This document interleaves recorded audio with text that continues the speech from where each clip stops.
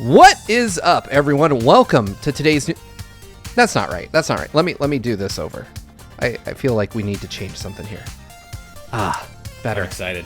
What is up, everyone? Welcome to Last Year Tonight. We're not talking about the news again. We're just not going to do that. We're doing the same thing we did last Friday. It is 2020 in review, part 2. We're going to go through each and every game of last year.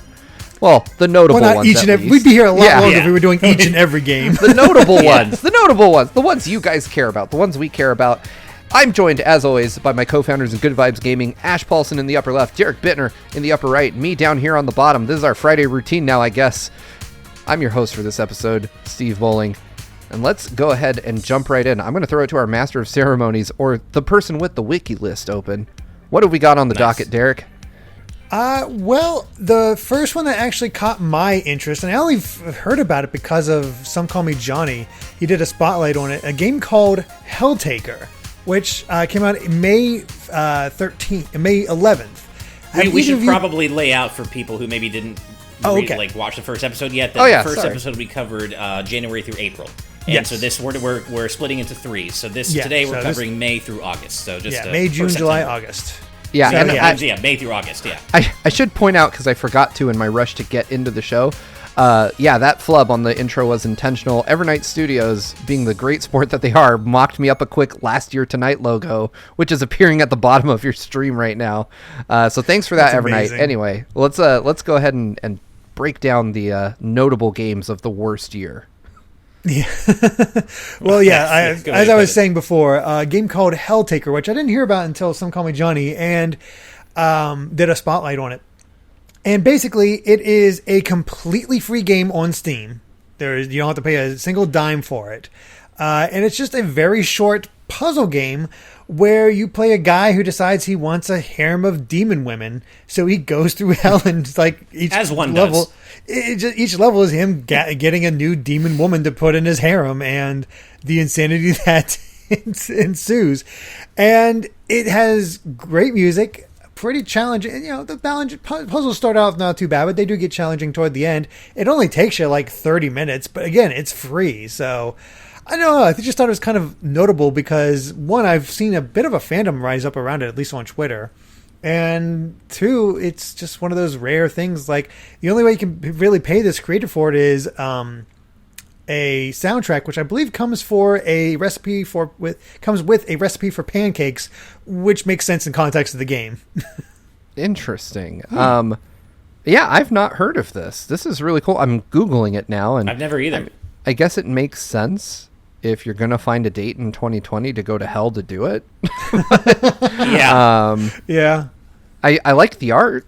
I think the art style is really cool. I would play this. I would play the hell out of this. So yeah, I might actually do it in pick an this up afternoon later. Easily. Yeah. I like the way the guy is wearing an apron that says Satan in some of the promotional artwork for this. Yeah. Yeah, it's interesting because not only do you have to, it's a movement puzzle, so you can only have so many moves in order to get to it, and you got to find the right path in order to get to where you need to go in order to capture the demon lady. And even when you get to them, you have to say the right thing to them. So if you fail, you have to redo the puzzle and do it again. Oh, so wow. There's a slight dating sim to it, not a lot, but a very good soundtrack, as what Taniak mentions here. But just a small little thing, but that's all cool. There's actually quite a few small games that I personally didn't play, but I heard a lot of people really enjoy this year, or for this month. Next one that came up a lot, Neil from Nintendo World Report loves this game. I've never even looked at it. May 13th, Super Mega Baseball 3. I've heard a lot about this. Yeah, I think mostly from Neil, because he is always championing this game. I mean, it isn't just baseball. It's Super and it's Mega. It's not even one or the other. It's both. And it's 3. So they're really third one of these. They're really putting it all together here. So, yeah, I've heard a lot of good things about this game. I don't really care about baseball in video games or otherwise, but, apparently it's really fun. I do want to back up a week or so really quick just to highlight John Wick Hex, just because back at the time when it came out, I always thought it was funny, only because it's a strategy game. And when I think John Wick, pretty much the last thing I think is strategy. I guess it's action and strategy, but it's it's John freaking Wick, man. Like, I just always thought it seemed like such a strange approach to that IP, I guess, because when I think John Wick, I think hardcore action. And weirdly enough, it was composed by Austin Wintory, who did the soundtracks for like Journey and Abzu. So just a little weird bit of trivia there, but I just remember when that game came out, I was like, "What?" Great. From Me too. A little bit I've heard about like, it. I heard it was okay. Yeah. But the other one that is kind of smaller, I say smaller game, but it really surprising it wasn't bigger because it came from 3D Realms. Ion Fury. I heard believe about you got into I heard about this. It was supposed to come out under a different name, and there was some sort of legal dispute on it. So it had to be changed to Ion Fury. Let me look here. But old school throwback to first-person shooters. So. Oh yeah. Like I do remember hearing about this. Yeah, I definitely heard about it, but only in kind of like an abstract sense because I don't really follow shooters much. But I know that it was it made a bit of a splash at the time that it came out, especially coming from 3D Realms. Let's see. I think it was supposed to originally called Ion Maiden, and then the band Iron Maiden was like, no. Oh. Yeah, this definitely has some very strong like Doom 2 or Quake vibes to it. Like I said, 3D Realms, so Duke Nukem. Yeah. For Duke Nukem 3D, I guess it would be. This is pretty cool, actually. I love when people make these games that are like callbacks to the mid 90s, like visually. There was something charming about how limited we were in our ability to portray stuff like this. We were in this like nascent stage of trying to get like realistic graphics, and it obviously they don't even come close by today's standards, but there is a weird charm to these like primitive looking archetypes for games we still see modern versions of. This is cool. I'm picking this up. Well, nice. Maybe hold off on that because Michael Phone in the chat is saying this game had some controversies about the devs being extremely homophobic, which is well, that's not good. Yeah. Can people just make games and not do bad things? I know, right? It's so easy not to be a douchebag. It is the easiest thing. Right. Like the making the game part is hard. Yeah. Exactly. It's the not being a piece of crap that's the easy part. Like, just wake up and be like, maybe I'm not going to say a homophobic or racist thing today. It amazes me that people have to try at that. Yeah, like, I want to offend someone so bad, I'm just holding it in. I gotta. I hate it when people being crappy, like, ruins good things. Like, when it looks cool and interesting, and then you find out the creator is like, I'm a piece of crap. Yeah, it's like, I think I mentioned this before, but like my wife and I both love Harry Potter, but it's so hard to do that as freely now, given what She Who Shall Not Be Named turned out to be like, and it's just it sucks when such cool things are not ruined. I know Harry Potter's still awesome, but like it just sucks when it brings that down, Yeah. The one thing I like to remind people is that at least in the case of something huge like Harry Potter belongs to the fans now. Like, right. So much has been done with it since those books came out forever ago. Like, she can just, take a hike. Like, we don't need her now. Yeah. Oh, as Wataniac also mentions, Dragon Quest XI. Yeah, I mean, it does help that the music is the worst part of that game. At least I can say that yes, the game is amazing, and the music, while some of it's great, it is easily the most disappointing part of the game, and he's the most disappointing person who's worked on it. So right, it works out. At least the actual creators, that makes it a little easier to just take out the composer from it. Right. Yeah. The other thing is, I mean, games. Dragon Quest XI, like a game like that had dozens, if not hundreds, of people working on it. So, like, one person out of a huge group of people that make an excellent game. I don't think that necessarily disqualifies people from enjoying the game. Now, on the other hand, when we're talking about this Ion Fury game, which was probably made by a much smaller group of crappy people, then it makes it harder to go out and give them your money because it's like, oh, this team of 3 guys and they're all awful. Not us. We're 3 great guys. Right. It's funny. Wataniac in the chat talks about how there was a joke going on for a while that Daniel Radcliffe wrote the Harry Potter books, and that's true. And there is a related joke, and this is a segue. that Hatsune Miku also wrote the Harry Potter books, because there's like this running gag with Hatsune Miku that if someone, like a creator, turns out to be an asshole, that she is now responsible for whatever they did. So there was a joke going around that Hatsune Miku was the author of the Harry Potter books for a while, most prolific creator of all time. Exactly. And that brings me to our next game or at least notable game of May for me, and that's Hatsune Miku Project Diva Megamix, which Derrick, you called out last episode because it came out in January, I think, in Japan, or February maybe. But it came out in the rest of the world in May, on May 15th to be exact. And I had wanted Miku on the Switch from the beginning, and this game did not disappoint. Great game. I believe it was the last review I did for GX. Might have been the last one. Very happy with how that turned out. I think I gave it a lot. It's a great game. If you like rhythm games, if you like Miku, or even if you don't and you're interested in checking out what she's all about, this is a great entry point into the series. It's got like over 100 songs, several different ways to play, multiple difficulty levels. It can be very easy or very difficult depending on where you fall in the rhythm game skill spectrum.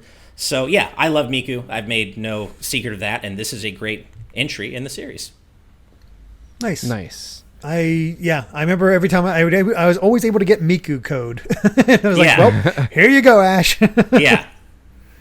Just kind of worked out, and people would definitely come for your Miku reviews. Excuse me. And it's just I've always loved. I mean, I've always been pretty open about the fact that I love hyper colorful, visually dazzling, happy, high energy electronic music, digital pop. That's everything. That's what Miku's all about. That's all the stuff Miku is all about, and the other Vocaloids. So yeah, if you just want a injection of pure color and happy into your veins, Miku's the way to go, and this is a great entry in the series. Nice. Well, I guess the next one we can talk about is from May 19th, the Wonderful 101 Remastered. This was a very big deal. The Patreon did extremely well, and then it came out and disappeared as far as I can tell. Yeah. It did about as well as the original. I am guilty of this, man. So, I got sent like a digital copy of it because my physical copy was delayed from the Kickstarter, and I installed it, and then like 2 months later, my physical copy showed up, and I opened it, and I never played either. Like they're both just sitting there. I'm like. And I'm thinking, like, man, I supported this just because I wanted the fans of this game to get what they want. Like, I remember playing it on the Wii U and being like, I don't like this. I was just like, yeah, all right, this is not my thing. And I just, I had my Shenmue 3 moment. I was really happy that came out, that the Kickstarter succeeded. And so I just wanted to, like, give something back to fans of a different franchise. So I bought it, and it's still sitting there. And every now and then I think, well, I did pay for it. I should definitely try it. And I'm like, but why? Like, I have no desire I've to touch heard this some game. Amazing things about, like, specifically the last level being just crazy over the top and fun. But I do want to play it at some point, but I mean, I have a theoretically better platinum game on my backlog that I need to get to, which is Astral Chain. That is not theoretically better. That is objectively better. And anyone who says there's no such thing as an objective opinion, that is one of them. Nice. I mean, I have to say, I'm with you, Steve. As much as I love the impact Wonderful 101 had, it's obviously a cult favorite. I played the Wii U demo back in the day too, and I bounced right off it. It never did anything for me. But I'm really glad I didn't back Remastered myself. I think it's awesome that you did, just so fans could get what they want, and fans did. It seems as though the fans were pretty happy with how Remastered turned out, but as you guys said, it kind of came out and then silence. It was basically there for those fans, and that's about it. I don't think it got any newcomers. It certainly wasn't ever my thing, but I did enjoy doing the interview with you, Derrick, back at Game Explain. You and I did some Wonderful 101 Remastered interviews at PAX East, and that was pretty cool. Yeah, with like Kamiya and that was a lot of fun. It is so funny. John also did an interview with Kamiya for Game Explain, and I set that interview up, and I remember thinking the whole time, this dude has me blocked on Twitter. Like, I should, I really want to, like, and I'm emailing, and he's included on them, and I want to be like, yo, man, why did you even do that? We've never talked. Like, but, whatever. At this point, I see it as a badge of honor. But yeah, it was, I think the interviews that... I don't know. I think, if I remember correctly, I was, like, talking about something. Like, I don't reply to, or I didn't at that point in time reply to Kamiya's tweets at all. I would read them because they're genuinely funny. But somebody decided to tag him in a reply on a thread that I was on, and he just blocked me. And I don't know for what. Like, I was just like, oh man, I got caught in the proverbial crossfire on this one, but whatever. If you're out there, Kamiya, we'd love to interview you on GVG, and you can keep me blocked on Twitter. It's fine. There you go. Right. That's right. By the way, in the chat, Titus Malvolia says, still out driving for my job, was taking a breather and noticed you all are live, so I wanted to pop in and say thank you guys for being you and for what you're doing with GVG. Aww. Well, thank you so much for the kind words, and thank you for being you and supporting us. Seriously. Man. Absolutely. That's amazing. All right. Well, moving on from the wonderful 101, the next big release, from what I could tell, was Minecraft Dungeons on May 26th. Now, I know none of us really plays Minecraft, but was any of us interested in a Diablo-esque version of Minecraft? I don't even think I heard much about from fans for this one. Yeah, this is another game where I played the demo, and I just bounced right off. I was at E3, I think, and they had it. And I tried it, Nintendo had it in their booth, and, especially during the GX days, it was a priority to try, like, everything at the Nintendo booth. So I was like, Minecraft Dungeons, and no one's playing it, which should have told me all I needed to know. But I jumped in and played it, and I was just like, it's not bad, but it's not exciting either. Like, it's just a kind of like a plain vanilla game. Like, it doesn't capture what people love about Minecraft, and it doesn't capture what people love about Diablo. It's just kind of there. Well, at least Pirate Jake loves it, so at least I'm glad you enjoy it, man. That's the important clear, part. My opinion does not matter if you love a game. Yeah. Like, don't take me saying I don't like it as me saying you shouldn't like it. Right. I am absolutely thrilled that, anybody loves it. If you're having a good time with a game, keep having that good time. I just might not have that same experience. Exactly. Right. That's great. I'm glad when somebody can have I'm jealous when somebody can have a fun time with a game that I can't. That's my general feeling. It's like, damn you. Yep. Yeah. That's like how I feel about every single Final Fantasy 12 fan. Like, I get that people love it. I get that it's a great game if you approach it with a certain mindset, I guess. And I wish I could enjoy it the way other people did. Like, I hear you guys. Like, I love it when people are able to enjoy games I can't. Mm-hmm. Azran said, on the bright side, Minecraft Dungeons did give us more music for Smash, so for that, I thank it. So, yeah, that's where they had to pull most of the music from, because there's just no music in actual Minecraft. Right. Yeah. So, yeah. It's a good perspective. That's about what I expected, honestly, when it comes to Minecraft Dungeons. But then, a day later, the big day, even though really not for Steve, Phantasy Star Online 2. Yeah, man. We skipped over the Xbox release in our previous episode.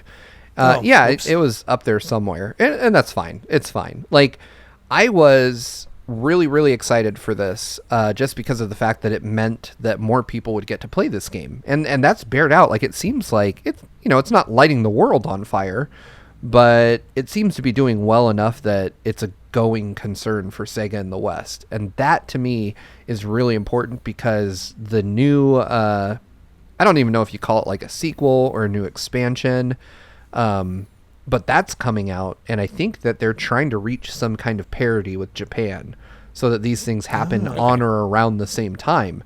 My hope is that, at some point they just converge the servers into one big environment once people... Because they said they didn't do it because they didn't want people to catch up and because of infrastructure reasons. But this worked on the Dreamcast in 2000. So you can't tell me that you can't have one global set of servers. But I'm really happy that people are playing it now. I think that the one thing I do miss is PSO2 in Japan is wildly popular, so they have all kinds of like crazy collaborations. Like right now, you can get Yakuza Like a Dragon cosmetics in PSO2 in Japan, so you can dress your guy up as Ichiban. They had like Disgaea outfits. I have like on my old Japanese account, I have like a 7-Eleven uniform, like just all kinds of weird stuff that you can get in that game, and it's really cool. I hope that they bring some of those wackier collabs to the US version, but I'm just glad people are playing it, man. When this happened at E3, and I know you guys know, like I lost my shit. Like I started screaming. I was so excited.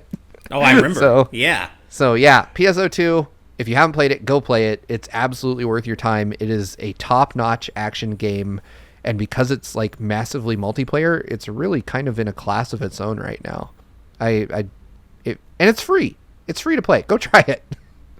There you go. You know, if you have a PC or an Xbox. Yeah. Right. Well, a day later, it's been a heck of a set of days apparently. We got Shantae and the Seven Sirens officially released for, well, the complete version on mobile and of course all the other systems for that. And we actually had Kaylin review it for us over on GX. I asked her to take care of it just because we were. Oh, I know what I was busy with. There's a game coming up later here. So yeah, definitely needed that help. And I was kind of thrown off by her review at first because she says like I'm not into platformers, but it feels really easy and all that. I'm like, we'll see what I think. And then I played it myself. I was like, yeah, this game is really easy. Like, yeah, great presentation, I played it as well. Fun story. There's some really good stuff in it. My God, is this so brain dead boring? Not brain dead easy. And well, I think one of the worst map systems I've seen in a while too. Really bad map system. I had kind of a feeling that because this game started off as an Apple Arcade exclusive, that maybe there was some sort of clause in their contract with WayForward that WayForward couldn't change the game too much between the Apple Arcade version and the eventual console and PC releases, because this does kind of, I love Shantae, but this does feel kind of like a mobile game repurposed for consoles, way in a way that the other Shantae games have not, especially 3 and 4. So you can definitely tell that it originated as a mobile game. It is incredibly easy. They didn't rebalance the difficulty for the console versions, and as you said, Derrick, terrible map system, and like even just the ability to leave little like check marks on the map, areas of interest where you need to go back to, would have gone such a long way. And I'm shocked that they didn't implement that. And I know a bunch of the people who worked on it, and I know that they would have, given their game design sensibilities. So that makes me think that maybe there is some sort of parity clause. And I don't know that for sure. I'm just speculating, but yeah, there were some weird blemishes with Shantae and the Seven Sirens that seemed like they should have existed. But that said, I still finished the game. It was fun. Yeah, same. Too easy, obviously. The writing was great, as Shantae usually is. And it's funny about the story, because the story and the setting reminded me so much of Mega Man Legends, and I'm sure that wasn't on purpose. But just the whole idea of the whole thing taking place on an island, like a bespoke island that isn't part of like the rest of, you don't really ever see the outside world outside of that island. And it's all kind of a self-contained story, and there's like ancient ruins and an ancient civilization. It just reminded me a lot of Mega Man Legends. So, cool game. I like the return to the Metroidvania style. It makes it hard to compare to Half Genie Hero, because Half Genie Hero is so much more level-based, and this is a full-on Metroidvania, which I enjoyed, but it needed a better map system because of that. And the thing is, I like the way the presentation is just constantly improving with Shantae. Those animated cutscenes were great. They were great. They're finally getting more voice acting. Yeah. Finally getting more voice acting in there. It feels good to get it up to that point and see it just take off. It feels like we're one more game away from having full voice acting. Just all the elements coming together for it to make a truly fantastic game that can rival Pirate's Curse. Because people still lift that up as the best. Pirate's Curse is still my favorite, especially given that that's kind of what started the whole Metroidvania style in Shantae, and it still has done it the best. It's way better than Seven Actually, the original game is pretty Metroidvania. It is, you're right, actually. It is, you're right, good point. I feel like, I guess it's Pirate's Curse is the one that's more visible and kind of the one that kind of brought the series maybe more into the mainstream. But you're right. Yeah. The first game is pretty Metroidvania-ish as well. Mm-hmm. So, what a shame.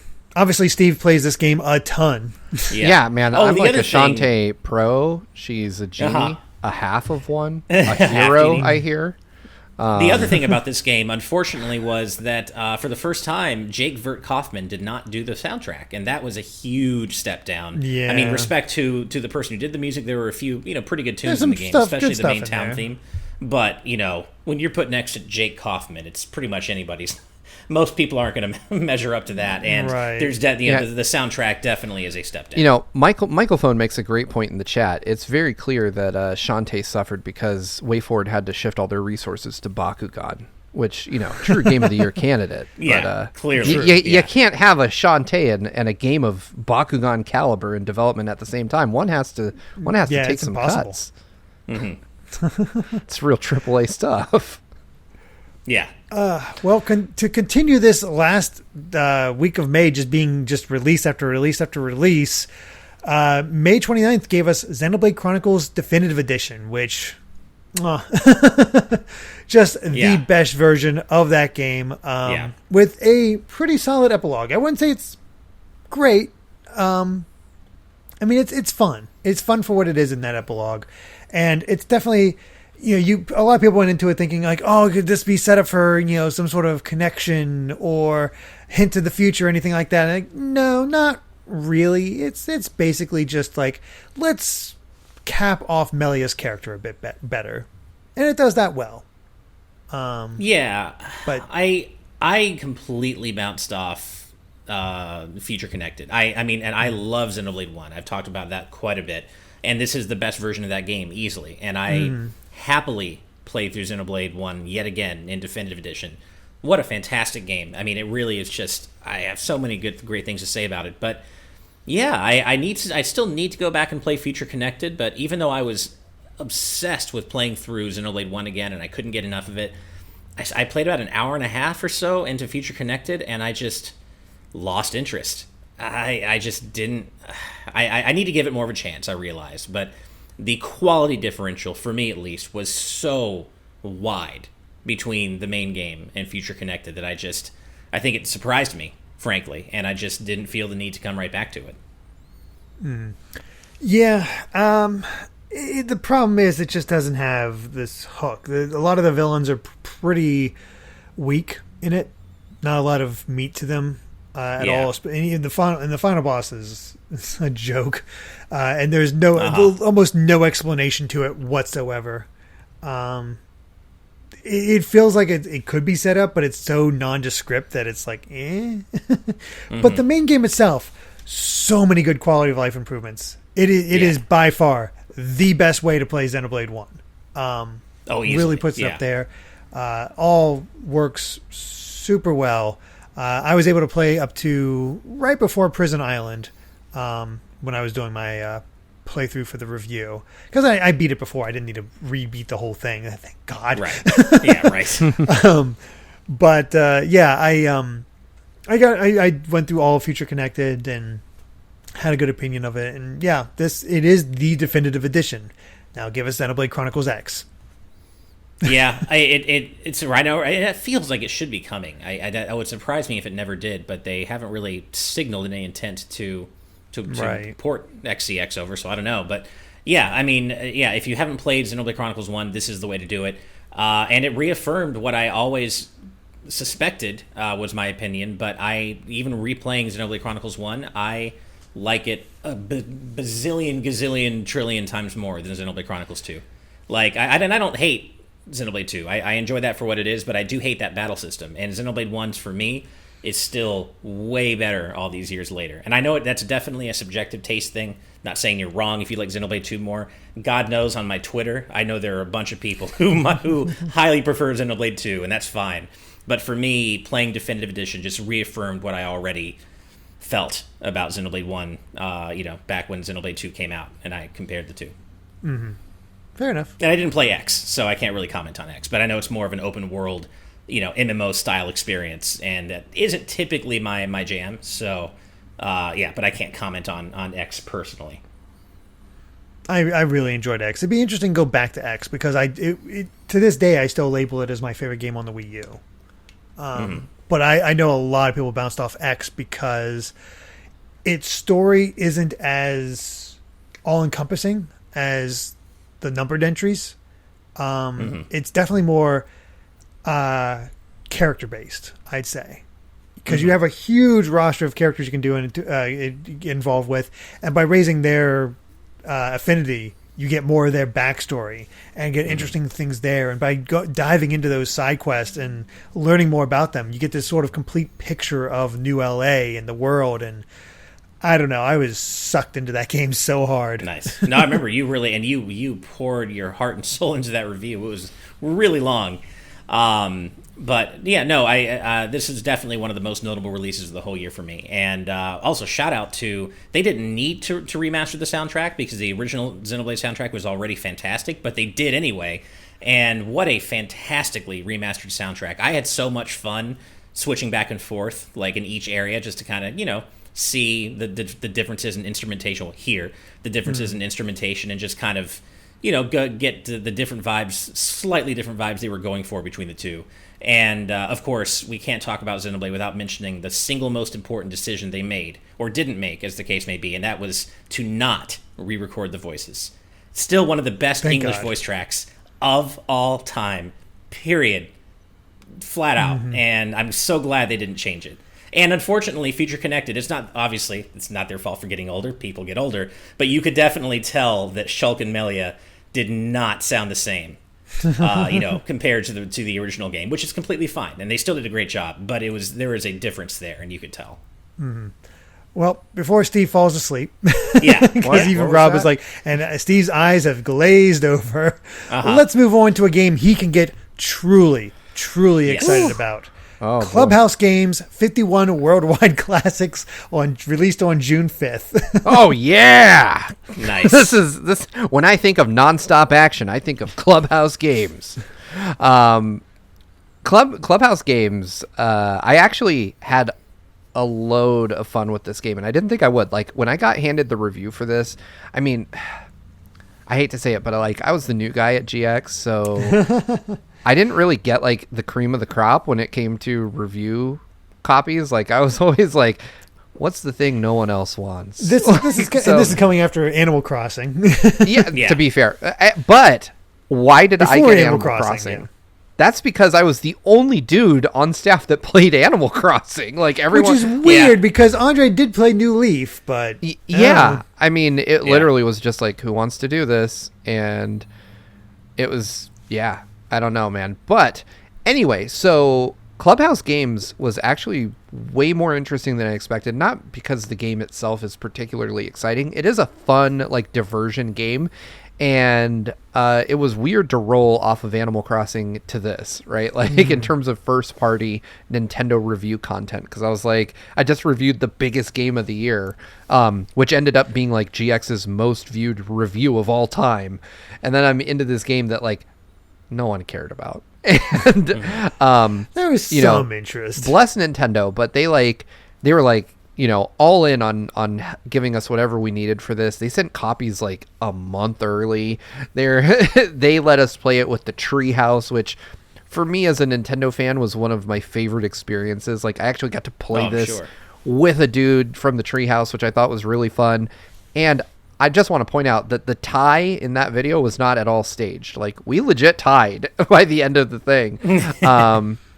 So that was really fun, and we vowed to have a rematch, which we both knew would never happen. And that's like one of the things. I won't name drop the Nintendo representative that I have this relationship with, just because I don't want people to bother them.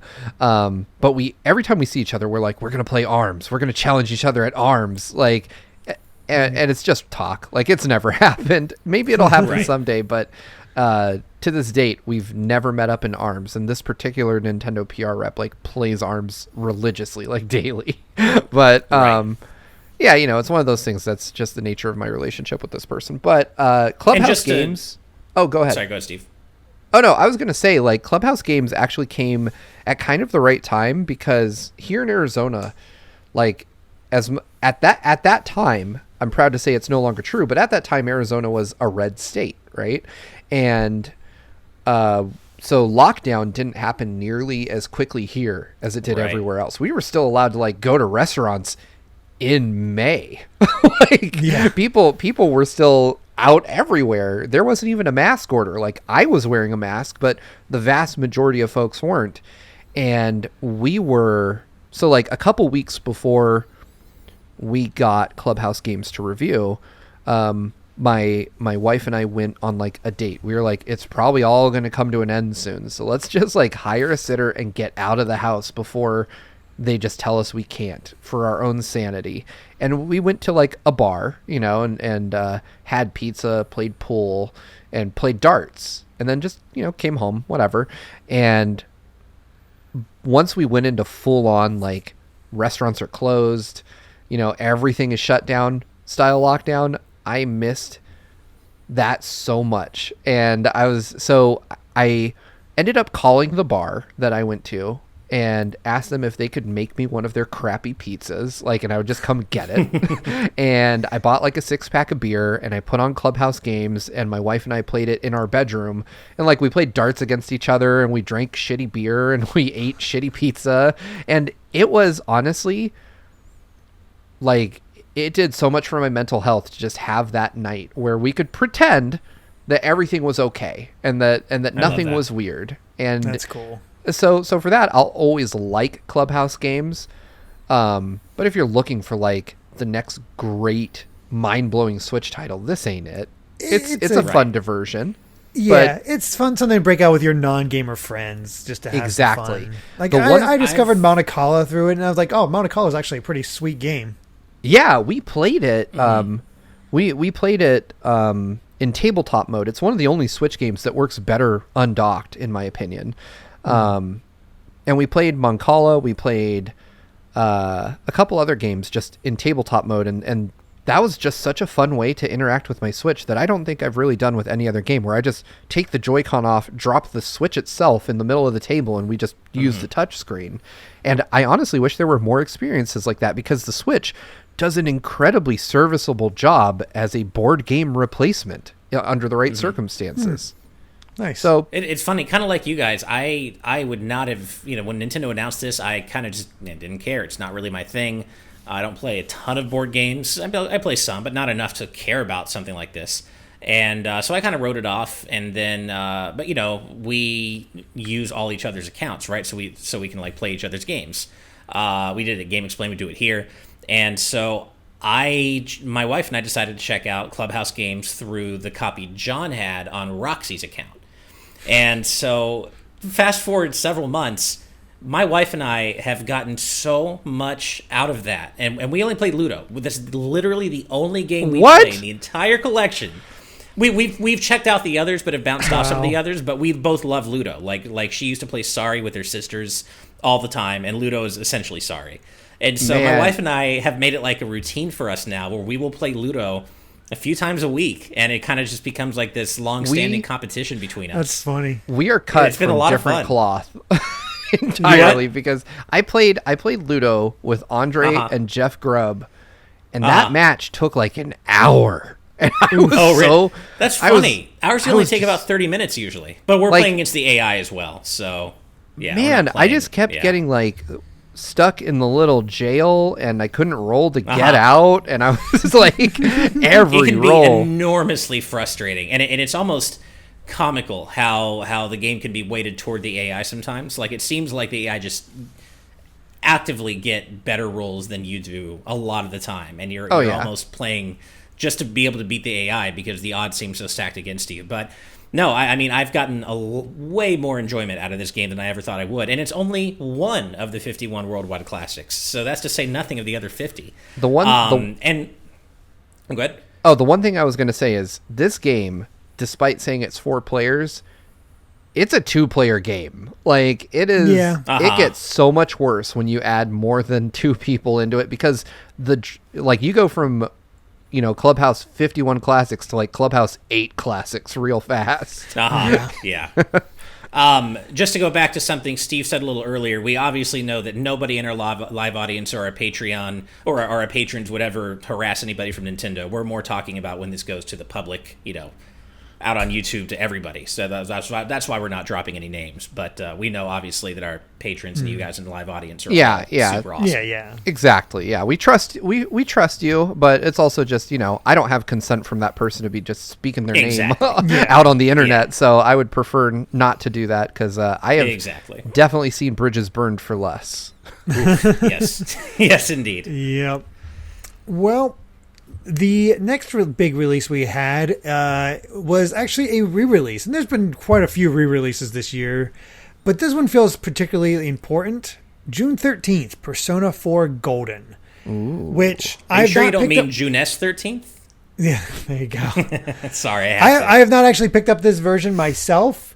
But it was a massive deal. Because we finally got Persona 4 on something other than the Vita, which is nice. Why the hell is it on Switch and PS4 and Xbox One? Like, why isn't this on more systems? Because it sold so incredibly well. Like, Atlas is sitting on this, and it's insane to me because it does so well for them. I have to imagine that a Switch port has to be coming at some point down the road. Like, I don't think they expected this to do as well as they did. Yeah, they seemed actively caught off guard that it did so well. I want to point out that I think this was a brilliant marketing move on Atlas's part because, for a little behind the scenes information, review codes for this went out before the game was announced. Before the port was announced, and I know it was like kind of a shadow drop type situation. But they gave reviewers, I think John reviewed it for GX, like enough time to play through the whole game so that when they announced it, reviews dropped immediately. And so you had this beautiful circumstance where no one knew this game was coming. And then the minute it came, you had a bunch of reviews saying it was awesome. And it was cheap. So people just impulse bought it in droves. I don't think it would have sold nearly as well if Sega and Atlas had not positioned the review timing so well for that. Yeah, and I think the funny thing is I was I'm usually the one who gets the Sega Atlas stuff, and I got the email. It's like, hey, are you interested in this secret game that's coming to the PC? Well, we don't cover PC games on GX. I'm like, I just sort of ignored it. And then I see from somebody else mentioning all of a sudden Persona 4 Golden on PC. I'm like, wait, what? And I start scrubbing through my emails finding this. And I'm like, I'm so sorry I missed this. I'm totally interested. And sure enough, it was Persona 4 Golden. So John, because of me, only ended up with like a week. Thankfully, he had played the Vita version before. So he just, could play 15 or so hours and know what it was all about, easily enough just for this port. So, I was panicking a bit for that. It's almost a missed opportunity there. Yeah, really. Good thing you have that Connect, right? Mm-hmm.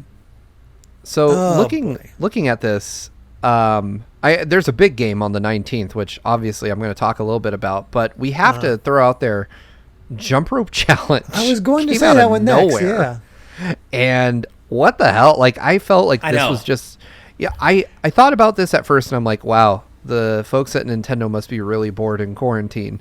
And then the more I thought about it, the more I was like, actually, this is really smart. One, it's a good look for them, encouraging people to stay active now that they're locked down in their houses. But two, I would lay money that this was like just an internal test of like, let's see how our development pipeline works now that people are stuck in their houses. Can we reliably build a game with everyone working from home? And so what do? You put together something crazy simple instead of, hey, let's kick up Breath of the Wild 2 development and see what shakes loose. Like, let's make a game about a jump roping rabbit that uses minimal Joy-Con function and see if we can go start to finish on a super simple game. So I would bet money that was some flavor of that is true with regards to how this game came to be. But it was kind of interesting to see Nintendo just kind of, one, release anything for free, like a free game, and two, for it to be kind of a socially conscious game in a sense, and to be the first of what would come to be many limited eShop releases. Yeah. I didn't play this at all, so I can't comment too much, but I agree with what you said. It seems like something that seemed kind of like a what the hell kind of bonehead decision is this, that ended up actually being really, really interesting and resonated with people and made sense in hindsight. Yeah. I mean, I didn't play it myself, but it's like, yeah, it's cute. It's a cute idea. Yeah. Maybe it comes down to. But let's go ahead and move on to the June 19th game. And Steve, we're definitely talking about Burnout. Wow. Yeah. How did I not see that coming? The Last of Us Part 2 was my game of the year. So, and for all the reasons that one would expect, like I think that the story in it was really incredibly compelling. I think that it did a lot to make me feel uncomfortable, but not make me stop playing. And that's something that very few games achieve. And I think that, if you haven't played it, the story that it tells between Ellie and Abby and kind of how disgusting the cycle of revenge can be, how people can become blinded by hatred, and how, all it takes is a simple realization to have like a transformative moment where you can become introspective. It kind of shows that there's no binary good or bad in the world. There are shades of these things, and someone you think is bad can also have some very good qualities about them. Not to, I don't want to spoil The Last of Us Part 2 for people in case there's anyone that hasn't played it yet that intends to, like Derrick in the upper right. But yeah, and I'm still about halfway through it, so. Yeah, it's just, it has you wrestle with these ideas. Like, they very much, the narrative pulls you in one way. It's like, hey, you're going to hate this person. And then they show you a different side of this person. And you're like, oh, wow, they're not just some marauding force of evil. Like, they have feelings and friends of their own, and they, do things. And it really humanizes bad people in a way that I find deeply compelling. Beyond that, it's an extremely competent game. The sound design is like out of this world good.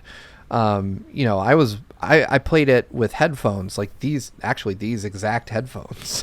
And I remember just thinking, like, they did such a great job, because these aren't special fancy, like, they're just dual audio. They're not like, they don't pretend to be like surround sound headphones or anything, but I felt like I had a sense of directional audio even with the limited capabilities of what I was using.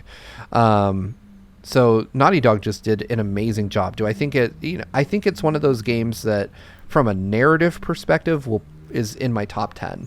Mechanically, it's solid, but it doesn't break any new ground there. Other than the accessibility features, which I really want to point out are top-notch. Yeah. World-class accessibility features that I think, if nothing else, every game should try to emulate at least that part of The Last of Us Part 2. But then there's the whole other side of this thing, right? The internet hate I don't even know mob. if we need to get into that. I'm not going to dive into it, because if you've been on the internet, you know what people talked about. We already know. And I really don't want to revisit that. It was disgusting. You need to dig up that corpse. I mean, there are criticisms of the game worth entertaining. Of course, every game can have criticisms. And then there are the other criticisms that hold no water because people are assholes. Some people. Well, yeah. Well, are, the funny and are intolerant. And that's really as far as it goes.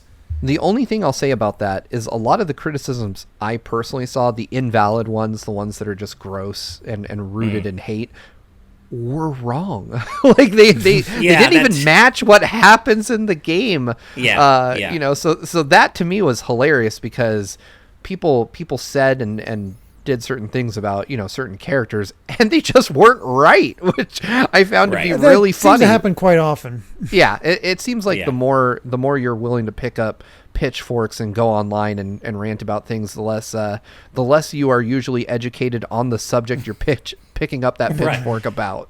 So what a shocker! What a shocker. So weird. Anyway. Yeah. Well, real quick, Dan and Twistle in the chat says, I was really, really loving it, but there's a section of the game that really killed the momentum for me, and so it was really good, but not near my game of the year. And that's fair. Sure. I mean, for me, I know a lot of people say there's a common point of contention with this game that I hear a lot as a common criticism, and again, I'm going to stay away from spoilers, that they say kind of drags down the pace. I've heard it nearly universally from people that didn't click with this game. And again, that's not an invalid thing. Like, for me personally, I got wrapped up enough in it to where I was like, that momentum just kept me going through.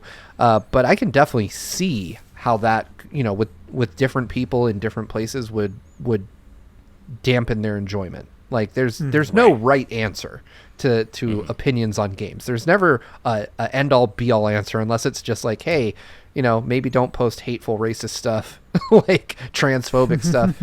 Those things are never okay. That's objectively bad. But everything else is fair game. Like, you don't have to love a game's story, even if your favorite critic says they love it. And clearly I'm your favorite critic, right? I'm just kidding. Right. I'm Ash's favorite critic. Obviously. No, obviously. I'm about halfway through Last of Us Part 2, and I have not gone back to it, just mainly because I'm just busy, too many games to play. Yeah. But it definitely did not keep me going in the sense that I felt like I had to keep going. Like, I want to see what happens, but it wasn't pulling me along as much as I necessarily thought it might. Still really, I plan to go back and finish it. I might even just wait for a next-gen update at this point, because I have to assume Naughty Dog is making a PS5 version of Last of Us Part 2, or maybe who knows, like an update. I don't know. But I love the characters, obviously love this world. It's beautiful to even behold. It's a gorgeous game. Mechanically, it isn't that interesting, I have to say. Gameplay-wise, it is a more advanced and a more robust version of what came before, but it doesn't necessarily break down any new barriers, but it doesn't have to. I don't think games necessarily have to innovate to be amazing. You don't have to have this entirely new experience in order to be mind blown by a game. Yeah, no, and so I definitely intend to go back to it. I think the main thing for me that kind of caused me to draw back a little bit is that obviously it's a very dark game. It's a treatment on hate and what it means to hate, and as you were saying, Steve, there's a lot of hate and a lot of anger and rage in that game. And, as we all know, 2020 wasn't the best year. And by that, I mean it was a dumpster fire. So I do find it difficult sometimes to, I've had times where I could have gone back into The Last of Us Part 2 and made a little more progress. But I'm sitting there and looking at that, or something like a game we'll talk about soon, Paper Mario, the Origami King, or something that's not as just incredibly, horrifically dark and sad. And I'm like, I don't know if I really feel up to this right now. So that's one of the, I will admit, that's one of the reasons I haven't finished it.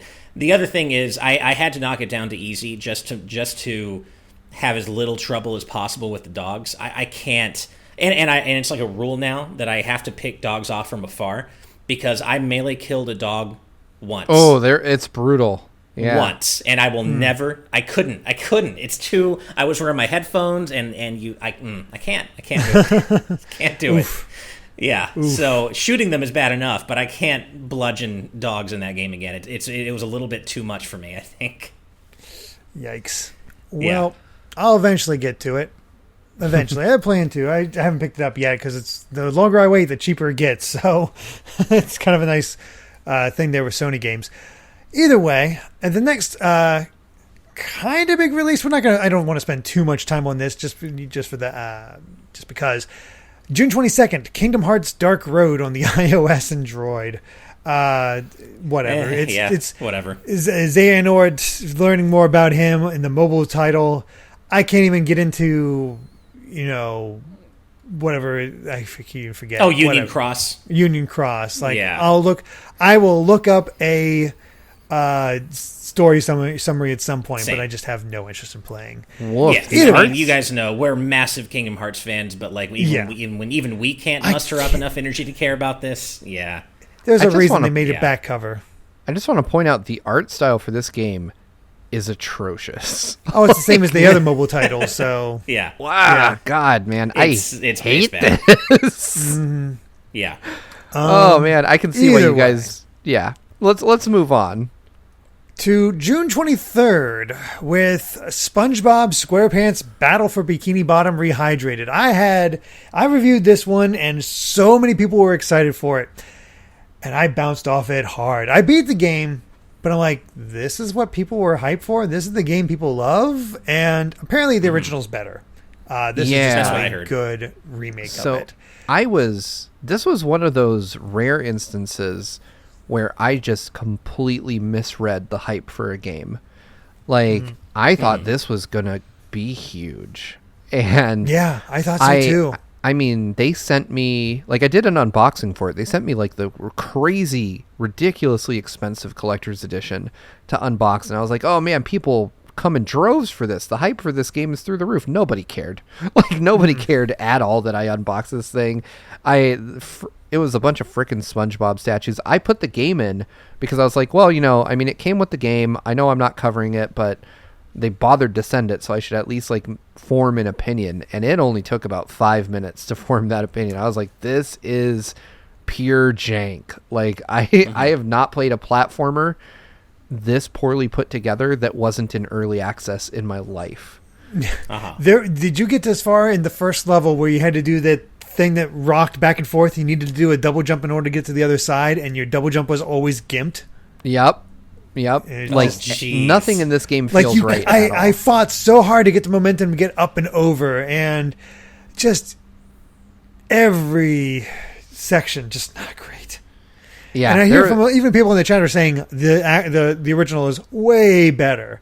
So it's become very obvious that the development on this was rushed in order to meet the movie, that itself was delayed.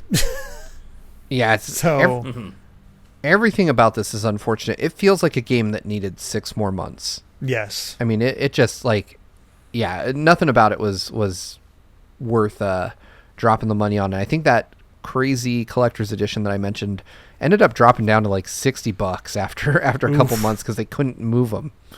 So yeah, what do you do? Yeah, sorry, SpongeBob. I have no experience with the original. I know people loved it, so I thought that this would be a surefire hit. And as you guys already said, apparently Rehydrated did not hit the mark, not even close. And so I'm also not a SpongeBob guy. Like, I don't dislike SpongeBob. I just never really got into it. So this kind of passed me over. But I know that people love the original. So sorry to say, or sorry to hear at least, that Rehydrated didn't match up to the original. Fantasy Thinker Fan said apparently it sold over 1 million copies by August. It was at least somewhat of a success, but I think just bad word of mouth at that point. Just like, it's not as good as the original. Just get the original. Yeah. So yeah. The last I'd say notable game to come out in June was on the 24th, Ninjala, which I've only played a very little bit of because for some reason Andre thought this was the new hotness, and I was always the one volunteered to play it. And it's fine. It's its own unique flavor of Splatoon clone. And I never quite got the gameplay of it. It's just, I same. I kind of figured it out, but it also is like, it just doesn't work as well. And I played a little bit of it, of the demo, or not demo, of the, when they released the preview, whatever it was. It's just not my thing. The whole time I was playing, I was like, I'd rather play Splatoon. Right. Yeah. I was about to say, Ninjala makes a perfect case for that special something that's in every Nintendo game. Because on paper, Ninjala just sounds like a cooler Splatoon. Like, oh man, Splatoon with ninjas? Like, sign me up, and I played it at E3, and, the brief demo I had of it, I was like, this could be something. And when the game came out, it was just a wet fart, man. I did not it's, for the record, it's not like actively terrible, but it's just not entertaining either. It's just there, and the action doesn't feel rewarding. The stakes don't feel high. Like, there's something about Splatoon when you're playing it that, I don't know about you guys, but that is like, I sit forward in the chair, I find myself holding my breath. I cuss at the damn screen. Like, I am in that Splatoon match. But Ninjala, like, I don't know, man. It's a snooze fest. I don't feel anything when I'm playing it. No excitement, no frustration, just nothing. And it's a shame because it's a cool idea. I just wish Nintendo would have done it. Right. Before we move on to July, really quick, I want to back up one day and just say that we got a port of Star Wars Episode 1 Racer on June 23rd. Came to the Switch and PS4, and that was one of my wife's favorite games growing up on the N64. And, playing it today, it's certainly aged, but it's still a pretty fun time. I know the Switch version had a horrifically low-res UI compared to the rest of the game, which made it for a very uneven visual experience. But, it was one of the more popular racers back on N64, racing games. So just thought it was a quick You know what notable N64 Star Wars game I really want on the Switch? I want Shadows of the Empire. Hell yes. That's what I was thinking. Yeah. Dash Rendar, man. Dash Rendar. He's non-canon. Baby. He's gone now. I know he's non-canon. It hurts. What a cool game that was, though. Yeah, I bought the book because of that game and read the book, and I don't remember anything of it anymore. I think I did too. I was obsessed with that property. I think I did too. Yeah, that's amazing. All right. Well, moving on to July, I'd say the first notable release I'm seeing is CrossCode, an indie release that was sort of like you play this mute amnesiac girl, from what I can tell, from what I remembered. I only played enough for a Game & Watch, but I was intrigued by the gameplay, and it basically takes place within an MMO within the game. And you're just trying to learn more about it while like some sort of mysteries going on in the background. A lot of people really like this game. I played a little bit of it, and it's definitely fun. I played a bit I'd of like it to go too. back to. Yeah, I really want to have time to go back to this because what I played, I really enjoyed. And, who knows if or when I'll have the time. But I asked people for their opinions on Twitter about this game when I was thinking of checking it out. And almost unanimously, the feedback was very positive. And I can see why from the little bit I've played. So one of these days, I'd like to go back and play it.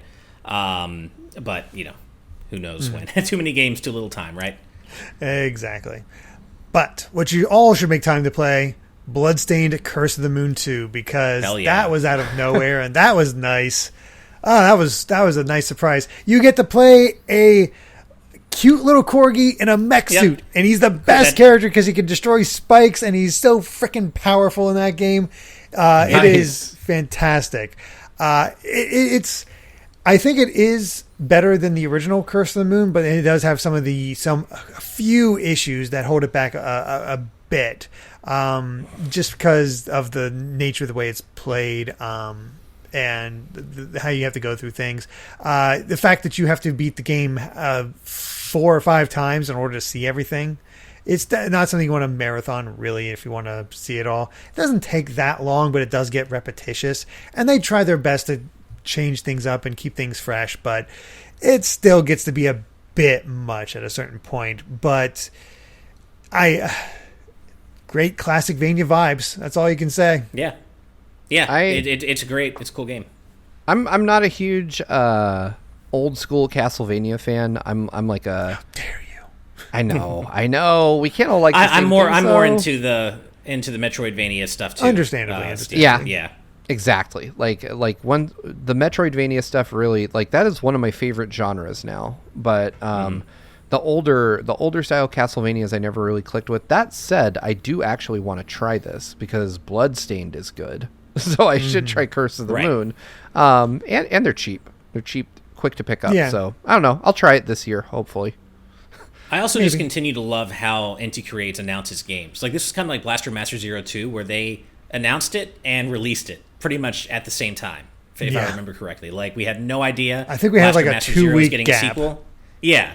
And then, Bloodstained Curse of the Moon 2. Hey, it's here. Not like we're announcing it and it's coming later. Hey, it exists and it's here. And I love that about Inti Creates.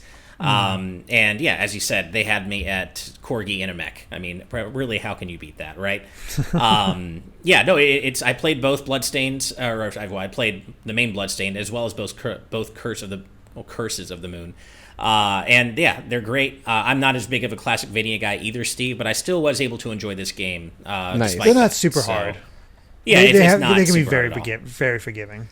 Plus, you can also, there's a really cool setting where if you're not into like that classic Vania physics where, like, when you jump you have to commit to a certain direction, or when you get hit you get knocked back like 50 feet, you can turn that off, and that's pretty cool. So if you're not into the classic Vania style of gameplay, there are ways to tailor it more to make it easier for you if you want, which I like.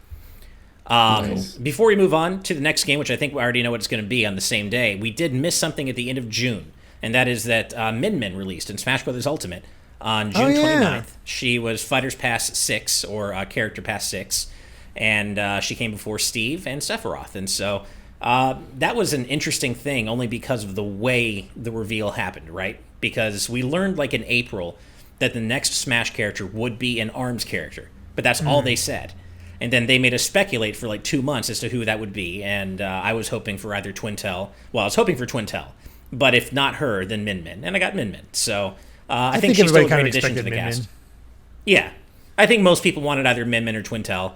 And I think Twintel is still a great addition to the cast. She plays unlike anybody else in the roster, which is always a good thing for a DLC character. And so just wanted to... We did mention Byleth in January, so I didn't want to forget about the others. Yep, cool. All right, well, the next game also released July 10th, Deadly Premonition 2: A Blessing in Disguise, which was it though? I gave this one to Elliot, Johnny. Some call me Johnny's brother, because he actually approached me way before. He's like, "If you get a code in for Deadly Premonition 2, can I handle the review?" And I'm like, sure, because I'm pretty sure none of us cared. And sure enough, I got a code for it, sent it over to him, and I think this is bad in a way very much different from the original. Like, the original game is not great, but it has a charm to it. And I don't know if the charm was quite there. I have not played it myself. I've just seen some of the gameplay, and it's like, oof. I was actually really excited to play this. I've never played the first one. I just wanted to see what the hype was about from fans of the series, and a code randomly showed up in my inbox. I didn't ask anyone for it. I wasn't trying to get it.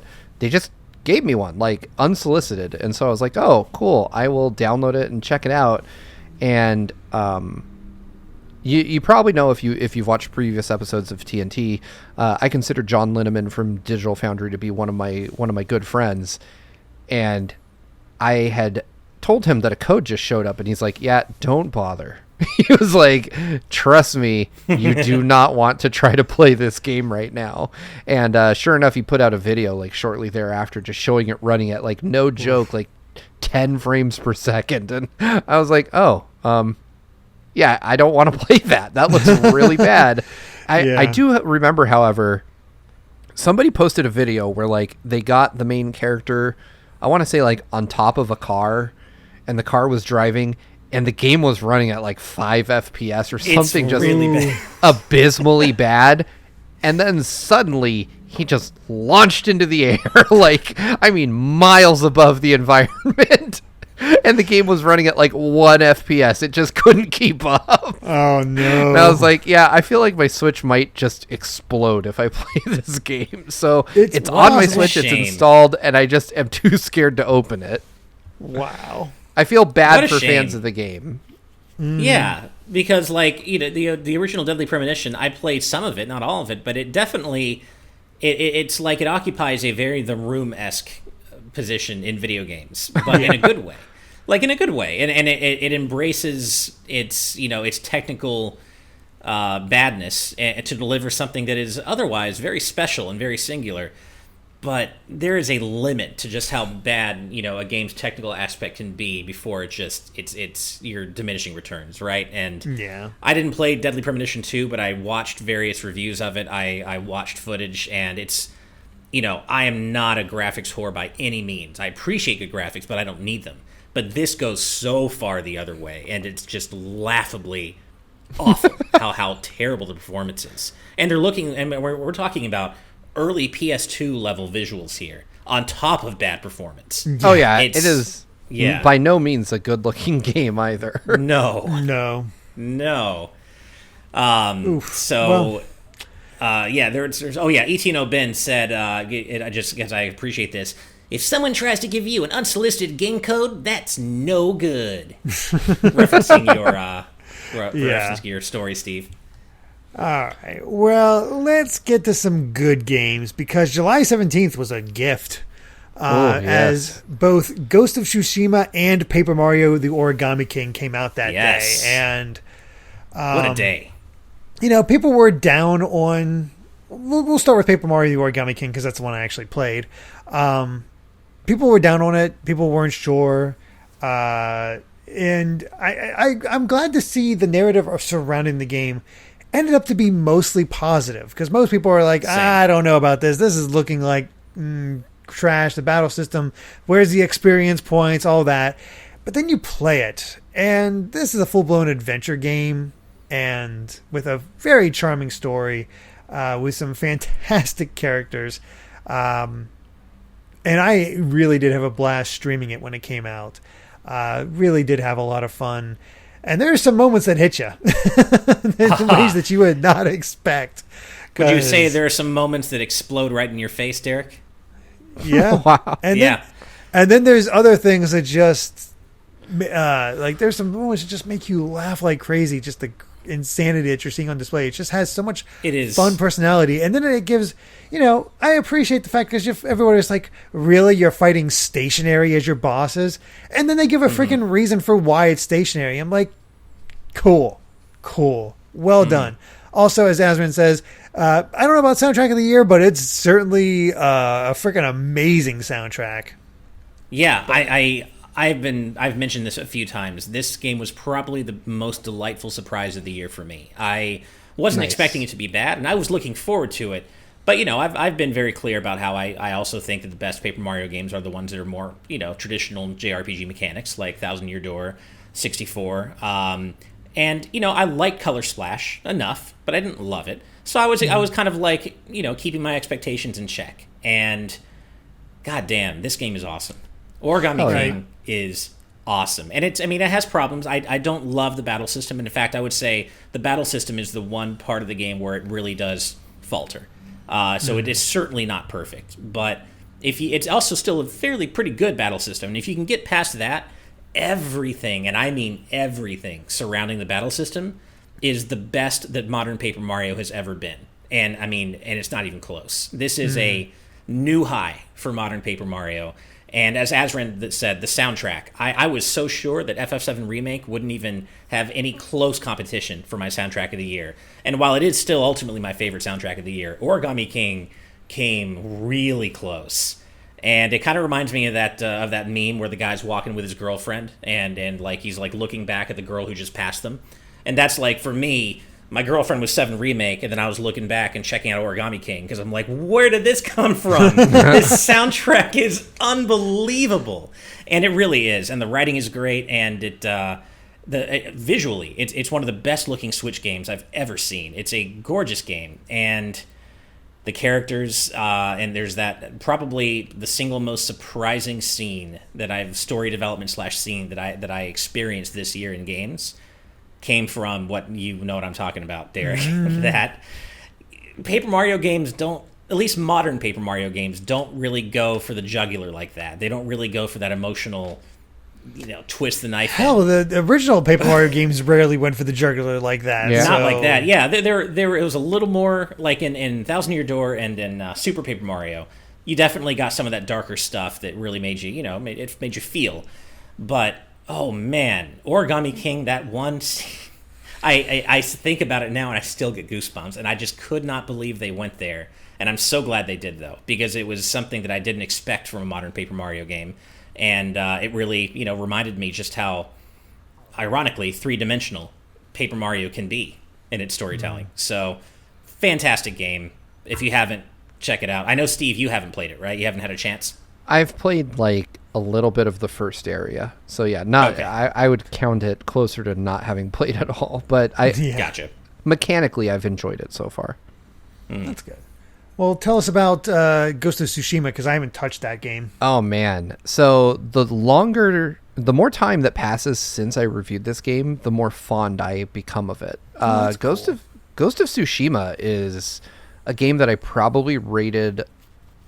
No, it's probably just right. I'm trying to remember if I rated it a lot or a love. If I did not rate it a love, it should be.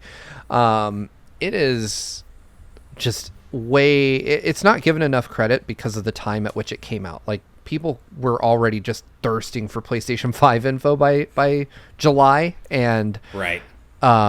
Ghost of Tsushima largely flew under the radar for a lot of people because they were like, oh, it's just another Sucker Punch action game, but it is just so beautiful. I mean, you play in, I want to say it's 1400s, like feudal Japan on the island of Tsushima, which is a real place. Like it's an actual, place in Japan that certainly isn't overrun by Mongol hordes anymore. But even the Mongol invasion took place. Like it is in some ways a historical piece. Like, it's like a fictionalized version of true historical events. So, Mongolians invade this small island in Japan with their eye on the mainland. You play as Jin Sakai, you're a samurai, and your whole clan has been wiped out. And so you have to you're on a quest to save your island, but also for a personal, vengeance against the army that wiped out your people. And I mean, there's just so much to this game that reminds me of like old Akira Kurosawa movies, and I love that. Like there's duels, there's literally like the legit stereotypical ass like duel on a beach next to crashing waves, and it's just the presentation is so good. And then post-launch they bolted on an entire multiplayer mode that feels kind of like Destiny but with samurais, and we played it. Ash and I streamed it with Blessing Adeoye Jr. from Kinda Funny on GX. That's a whole word soup, right? And it was a blast, dude. I had so much fun. Blessing, by the time he played it with us, was way over leveled compared to us, but everyone was able to like remain competitive and fight. And I remember towards the end of the stream, there was a moment where Ash and Blessing were both down. Who was our fourth? We had a fourth, didn't we? No, I don't think we did. Was it just the three of us? Was it? I think it was just the three of us. I thought. Yeah, I think you might be right. But either way, the two of you were down. I had like no HP left, and I managed to like rescue the two of you right at the end. And I remember just coming away from that feeling like totally electrified. I was so hyped for just how much fun I was having, and I keep telling myself I'm going to go back and play it again, but time gets away from you. Ghost of Tsushima, though, excellent game. I really want to go back to it. Yeah, and I played the first few hours and then multiplayer with you, Steve. And I don't even play a lot of online multiplayer, and I really enjoyed that whole experience. And I liked what I played of the main campaign too. I just need time to go back to it, but I really was invested in what I played. I'm going to go on a PlayStation binge here soon. Maybe when I get the PS5, because I got God of War, Last of Us Part 2, Ghost of Tsushima. They have all kinds to Miles play. Morales, man. Fantastic. Miles Morales. So many. Astro's Playroom, as I've been mentioning, is just blowing me away right now. Right. Hell yes. Yeah. Well, looking at the rest of the month of July, the only two things I see pop out at me as maybe notable is Carrion, which did get nominated for like best indie game, and I've not played it myself, but my favorite horror movie is The Thing, so it's kind of cool to be able to play it, that you can play a game from the perspective of The Thing and run wild and do all of that. But I've not had a chance to play it myself. And then the remake of Destroy All Humans, which is apparently a lot better than what SpongeBob got. That's what I've heard. I've not played either of those two games, unfortunately. I played like the original Destroy All Humans, but I haven't touched the remake at all. And Carrion looked really cool, but I didn't cover it, so I just ended up not playing it. But I'm sure they're both really great games. Yeah. Mm-hmm. I honestly, I didn't play either myself. Okay, Ash. No, I didn't play either one either. I really like Devolver Digital stuff, but based on footage of Carrion, it just wasn't quite the kind of game I thought would resonate with me. As opposed to something like Gato Roboto, that was their previous game, I think they published, which I loved. Well, I know you're the host, Steve, but I have a feeling that we should probably stop there because I don't think August is going to be as busy, but I think we just talked so much for whatever reason this chunk. Xenoblade. I mean, I'm moving ahead to August right now, and there isn't a whole lot to cover. There's a few things here and there, but I still think like Steve having to go to dinner soon. probably should. Yeah. I am about to turn into the proverbial pumpkin. The one thing I will say though is we will kick off with Fall Guys, which I'm really excited to talk about. Me too. In the next episode. So just so we can let our folks know, I think we'll be back on this Monday, correct? We're just going right into the next TNT episode. I think we were thinking of actually getting Spawn Wave to join us on Monday for news, so we wouldn't have too much news pile up. Right. Right. And I can actually confirm that my DM to Spawn Wave was responded in the affirmative. Sweet. So it's looking like we're going to have Spawn Wave on with us on Monday.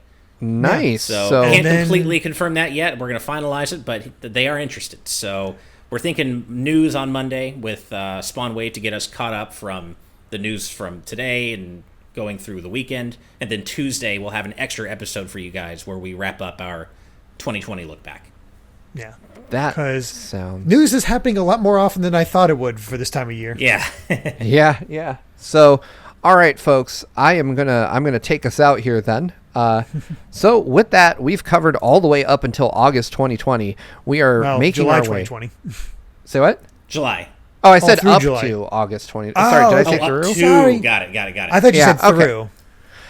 All right, let's take it out. Take two. All right. So with that, everybody, we have made our way all the way up until August 2020, my favorite month, because I came out that month. But so we will pick it up on Tuesday. Join us, however, Monday for the next episode of TNT, where apparently our guest may be Spawnwave, which would be amazing. I'm a huge fan of his. I've literally never talked to the dude, so expect me to fanboy out on the next episode. That wraps it up for this very special episode of Last Year Tonight. It's definitely nothing different, and we will be back Monday. But before we leave, we have to give a special thank you to all our patrons at the producer tier and above for making this weird show happen. Thank you guys so much for all your support. And I just want to say, off script, I've seen a recent influx of new patrons. I am so glad that all of you are coming to join us. But as my colleague Ash always says at the end of every episode, even if you're not a patron, we just appreciate you being here. A like, a subscription would help us out immensely. Any little bit of support you can do, even if it's just sharing a video, goes a long way, and we appreciate you all for that. But before I end this episode, we have to give an extra special thank you to our producer. Wow, I'm flubbing. We have to give an extra special thank you, if I can get it out of my mouth, to our patrons at the executive producer tier. And those fine folks are Rob, Arman X, Dan and Twistle, Z Patty, Adam O'Sullivan, Floating Mew, Christopher, The D-Pad, Vesmio, Waffle King, Kieran Phillips, Benny Yao, my mom, hi mom, Geller, Shiny Turkey, Titus Malvolio, Michael Phone, Mitchell Herring, Game Explain, Charles Zaz, Andrew Medeiros, Jonathan Belmare, Kitty Kong Facts, Patrick Harrison, Scott Barber, Evernight Studio, Rocks the Cat, Loyal Dingo, Azran127, Phantom 23, not Phantom 123, Sean Garrett, Shadow the Cat, Guillaume Monet, Kai Ed, Kit Fisto, and Orem M.